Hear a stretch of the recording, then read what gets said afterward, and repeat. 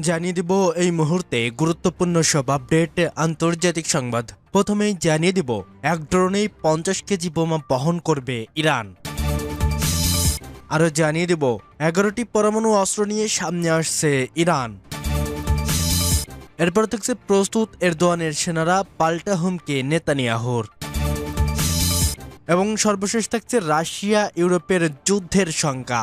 এতক্ষণ শুনছিলেন সংবাদ শিরোনাম, এখন বিস্তারিত। তবে তার আগে অনুরোধ থাকবে এই ভিডিওটিতে একটি লাইক এবং কমেন্ট করে জানিয়ে দিন কোন জেলা থেকে বা কোথা থেকে আপনি আমাদের এই ভিডিওটি দেখছেন এবং শুনছেন। এক ড্রোনেই 50 কেজি বোমা বহন করবে ইরান। কেমন প্রস্তুতি নিচ্ছে ইরান? ইসরায়েলের ষড়যন্ত্রের বিরুদ্ধে সবসময় তৎপর ইরানের সশস্ত্র বাহিনী। ইহুদিবাদীদের যে কোনো নতুন আগ্রাসন ঠেকাতে মরিয়া হয়ে আছে তেহরান। আধুনিক ড্রোন থেকে শুরু করে দূরপাল্লার শক্তিশালী মিসাইল, নিজেদের অস্ত্রভাণ্ডারে সবকিছুর মজুদ বৃদ্ধি করছে আয়াতুল্লাহ আলী খামেনির দেশটি।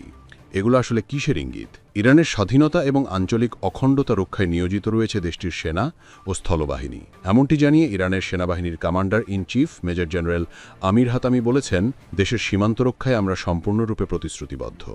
12 নভেম্বর এক প্রতিবেদনে বিষয়টি নিশ্চিত করেছে মধ্যপ্রাচ্যভিত্তিক সংবাদ মাধ্যম মেহের নিউজ এজেন্সি।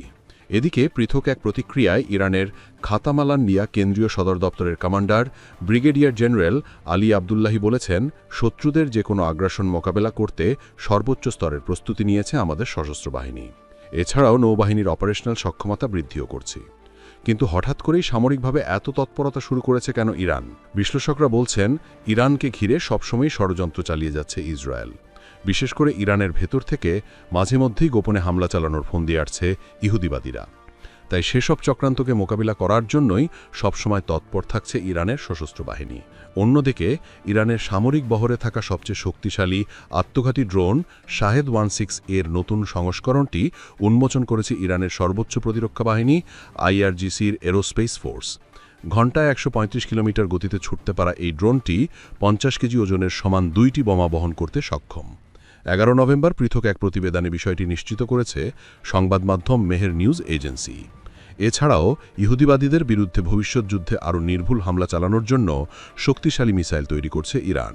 নতুন এই মিসাইলগুলোর হামলার পরিধি 2000 কিলোমিটারেরও বেশি হবে বলে জানা গেছে। সমরবিদরা বলছেন, ইরান এ যাত্রায় সফল হলে মধ্যপ্রাচ্যে অপ্রতিরোধ্য শক্তিতে পরিণত হবে তেহরান। 11টি পরমাণু অস্ত্র নিয়ে সামনে আসছে ইরান। গত জুনেই মধ্যপ্রাচ্যের আকাশ কেঁপে উঠেছিল ইসরায়েল ও যুক্তরাষ্ট্রের যৌথ অভিযানে। ইরানের গোপন পরমাণু কেন্দ্রগুলোতে বৃষ্টি নামানো হয়েছিল বাংকার বাস্টার বোমার আঘাতে। ফোর্দো নাতাজ ও ইসমাহানে মাটির নিচে লুকোনো স্থাপনাগুলোতে আঘাত হানে সেই আক্রমণ। ওয়াশিংটন ও তেল আবিব তখন ঘোষণা দিয়েছিল, ইরানের পরমাণু কর্মসূচি চিরতরে শেষ। প্রেসিডেন্ট ট্রাম্প আত্মবিশ্বাসের সঙ্গে বলেছিলেন, ইরান আর কখনোই পারমাণবিক অস্ত্র তৈরি করতে পারবে না। কিন্তু বাস্তবতা ভিন্ন চিত্র দেখাচ্ছে। মাত্র কয়েক মাসের ব্যবধানে ধ্বংসস্তূপ থেকে ঘুরে দাঁড়িয়েছে তেহরান। ক্ষতিগ্রস্ত স্থাপনাগুলো মেরামত শেষ করে আবারও গোপনে কাজ শুরু করেছে ইরানের পারমাণবিক প্রকৌশলীরা। মধ্যপ্রাচ্যের আঞ্চলিক সূত্র বলছে, আক্রমণের পরও ইরানের হাতে এখনও পরমাণু অস্ত্র তৈরির সক্ষমতা অক্ষুণ্ণ রয়েছে। ফলে ট্রাম্পের ঘোষণার বিপরীতে নতুন করে দুশ্চিন্তায় পড়েছে ইসরায়েল।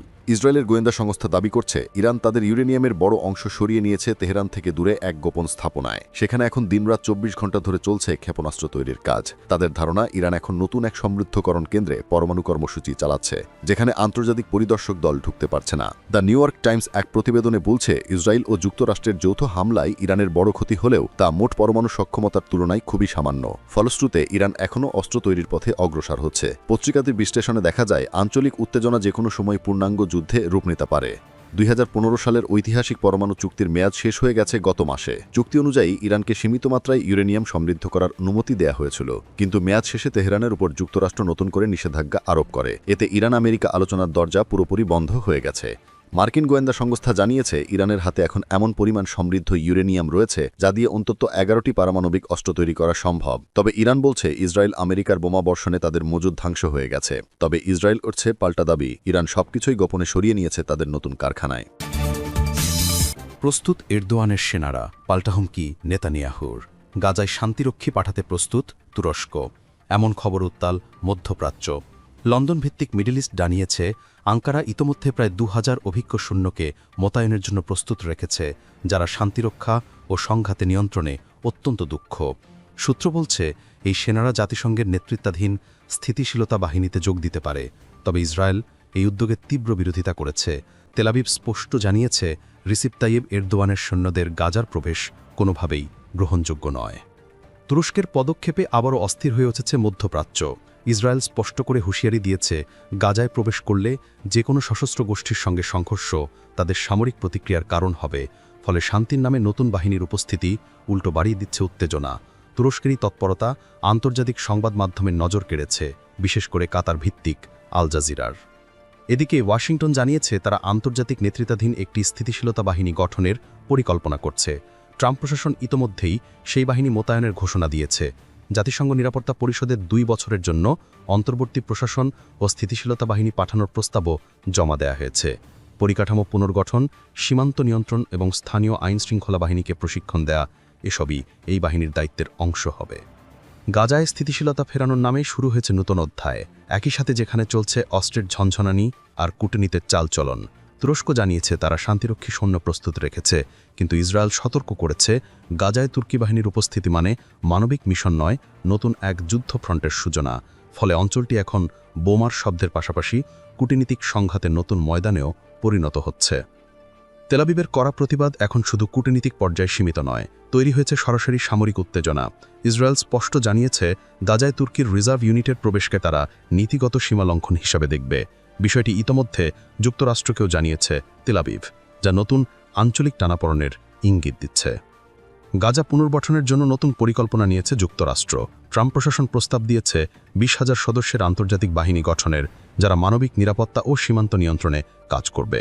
মিশর, কাতার, সৌদি আরব, সংযুক্ত আরব আমিরাত ও তুরস্ক ইতোমধ্যে প্রস্তাবটি নিয়ে আলোচনা করেছে, কিন্তু তা বাস্তবায়নে থাকছে নানা জটিলতা।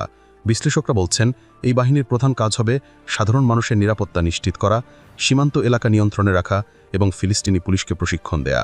কিন্তু এই পরিকল্পনায় ফিলিস্তিনি প্রধান প্রতিরোধ গোষ্ঠীর নিরস্ত্রীকরণের মতো জোরালো শর্ত রয়েছে। এই শর্তটি গোষ্ঠীর সম্মতিহীন হওয়ায় বাস্তবায়ন ভীষণ কঠিন বলে মনে করছেন অনেকে। রাশিয়া ইউরোপের যুদ্ধের শঙ্কা, বিশ্ব আবারও পড়তে যাচ্ছে নতুন এক অস্থিরতার মুখে। ইউক্রেন যুদ্ধে রাশিয়াকে চাপে রাখতে এবার নতুন সংকটের ইঙ্গিত দিয়েছে ইউরোপের দেশ সার্বিয়া। পরমাণু শক্তিধর দেশ রাশিয়ার বিরুদ্ধে যুদ্ধের প্রস্তুতি নিচ্ছে ইউরোপ। কিন্তু হঠাৎ কেন এই যুদ্ধের প্রস্তুতি?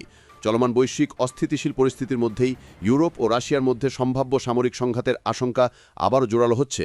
ইউক্রেন যুদ্ধের মাঝেই সার্বিয়ার প্রেসিডেন্ট আলেকান্দার বুসিস জানিয়েছেন ইউক্রেন যুদ্ধের মধ্যে রাশিয়ার বিরুদ্ধে যুদ্ধের প্রস্তুতি নিচ্ছে ইউরোপীয় দেশগুলো।